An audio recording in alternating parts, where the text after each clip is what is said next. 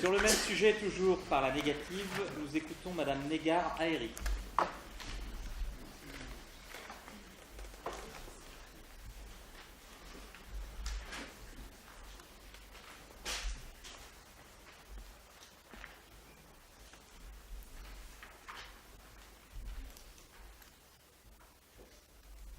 Au théâtre de l'absurde ce soir, le théâtre où l'évidence l'emporte toujours et où le doute n'existe pas.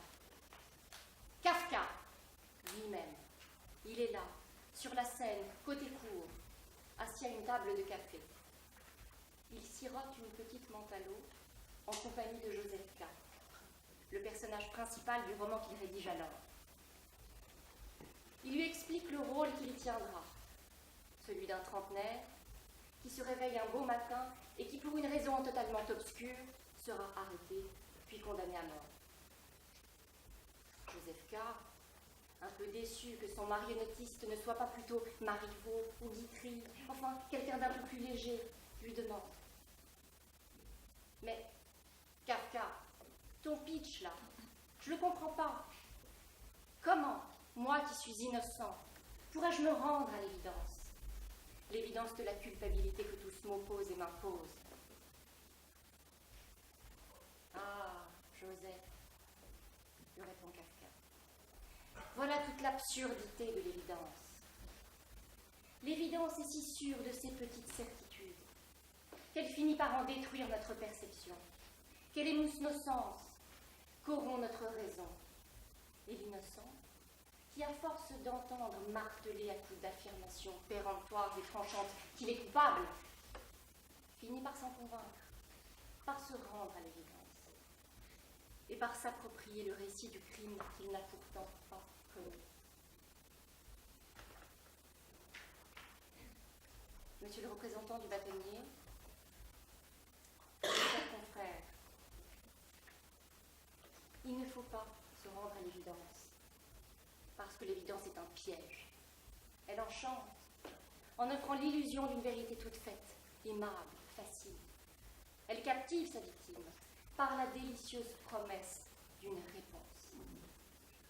Mais cette réponse ne vaut rien, car l'évidence n'est évidente que pour un temps.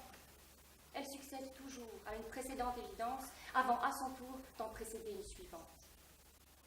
Implacable logique, l'évidence d'hier n'est pas celle d'aujourd'hui. Il fut un temps où l'atteinte à l'honneur se réparait solennellement par les armes. L'évidence, c'était de se battre, l'offensé provoquant l'offenseur en duel, au risque de passer pour un lâche. Aujourd'hui, l'évidence, c'est d'appeler la police. Onégine, l'offenseur et le meurtrier, auraient cantiné à Fleury avec Barry Lyndon, tandis que les ayants droit de Lenski auraient obtenu des dommages d'intérêt. Et je passe les erreurs évidentes, selon lesquelles la Terre serait plate, qu'elle serait le centre de l'univers, et qu'il suffirait de faire un trou dans le crâne du pauvre fou pour que sa folie accepte de bien vouloir en quitter l'esprit. L'évidence d'hier n'est pas celle d'aujourd'hui, et je ne parierai pas sur celle de demain. Pourquoi pas? Imaginez un passe-muraille, ou le manteau de Belphégor, et pourquoi pas, peut-être, imaginez pouvoir un jour tous les ramener à la vie. Rien n'est jamais sûr, et l'évidence n'offre aucune réponse puisqu'elle ne vaut que pour un temps. Pourtant, elle passe son temps à tromper l'évidence, en prétendant offrir un savoir absolu, exempt du doute et de la critique. Elle est rassurante, l'évidence. C'est une fille facile. Elle séduit au premier regard parce qu'elle flatte l'intelligence, et on est fier de se promener à ses côtés tant elle comble nos doutes. Mais très vite, elle ennuie, parce qu'elle n'a rien d'autre à dire que ce que l'on sait déjà. Aucune curiosité, pas de place pour la confrontation des points de vue, pas de clash, de cris, de chocs, pas de passion, rien, que dalle, nada, et les chiantes, l'évidence. Et après, une fois qu'on s'y est rendu, la nuit était belle, mais le lendemain matin, qu'est-ce qu'on fait? On attend, les bras croisés, le sourire figé, faussement content, ou bien pire, on se résigne.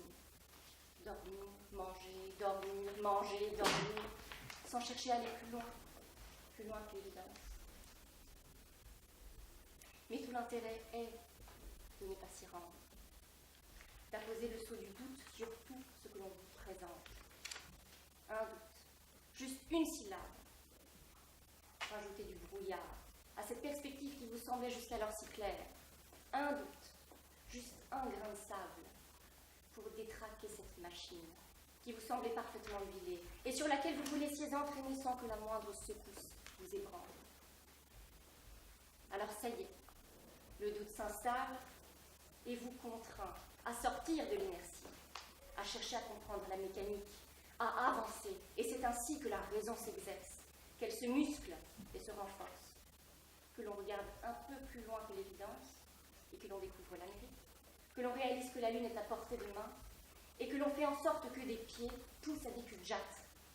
C'est le doute qui fait sortir de l'ignorance, quand l'évidence offre un confort stérile et illusoire. L'évidence, il faut s'en éloigner. Elle est non seulement une paresse de l'esprit, qui offre un chemin facile et sans intérêt, mais elle est encore une lâcheté, une hypocrisie. Et ceux qui prétendent s'y rendre et qui ne sont pas là ce soir ne le font en réalité que lorsque ça les arrange. Parce que la tentation de l'évidence, c'est quand elle est belle, quand elle sourit et qu'elle est parfumée. Mais quand elle est laide, quand l'évidence est difforme, infirme, malade et qu'elle pue, oserait-il vraiment dire qu'il s'y rende? C'est l'histoire de ce Clodo et de ses compagnons du jour, que l'on ignore, que l'on se refuse à regarder par crainte qu'il nous renvoie à notre égoïsme, par crainte de devoir s'avouer qu'ils nous ressemblent un peu trop, que leur solitude est un peu la nôtre, et qu'un voile nous sépare de leur sort. Ils sont là pourtant, tous ces gens autour de nous, comme une évidente évidence, une évidence misérable, triste et dérangeante. À cette évidence-là, ils ne se rendent pas, les partisans du oui. Ils la contournent, ils s'en détournent, ils l'ignorent, comme d'une invisibilité sociale.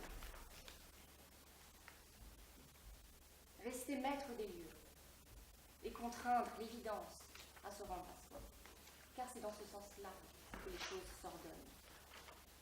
L'artiste part de rien. Il cherche quelque chose, mais il ignore quoi? Une idée, une inspiration peut-être, l'expression la plus juste d'une pensée encore peu claire. Alors il s'attelle à la tâche, heureux, transporté, il touche à tout, s'enquiert de tout, mais à l'aveugle. Il avance à petits pas. Il titube, il tâtonne, doute, façonne, efface, reprend et rage. Il ne comprend rien. Ni le lien entre ces deux notes de musique, ni le trait entre ces deux coups de pinceau. Sa feuille demeure blanche, ses alexandrins ne riment à rien et sa construction vacille. Mais il persiste, et déterminé, il poursuit sa quête du rien. Jusqu'à ce que, voilà, en un déclic, les choses prennent forme et finissent par avoir une densité, le fil magique du sens à enfiler chaque son, chaque couleur pour en faire un portrait. De la partition à l'aquarelle, en passant par la maquette de l'architecte, l'œuvre finit par s'imposer à son auteur comme une évidence. Évidence à laquelle il ne s'est pas rendu, mais qu'il a lui-même construite et contrainte par l'effort et l'obstination à se rendre à lui. Et même, quand il n'y a plus rien à faire, il faut encore refuser de se rendre à l'évidence. Pour se laisser la chance, infime soit-elle, d'être surpris, parce qu'une victoire annoncée est fade et sans goût, que rien n'est jamais acquis par avance, et que seuls les succès inattendus laissent dans la mémoire la fierté et la saveur d'un effort gratifiant. Se battre, et refuser de se rendre même à l'ultime évidence, celle qui finit par tous nous emporter avec elle, la narguer, lui faire un pied de nez, en ne se laissant jamais abattre, mais en se laissant inlassablement surprendre par tout ce que l'on connaît déjà et tout ce qu'il reste à découvrir, pour pouvoir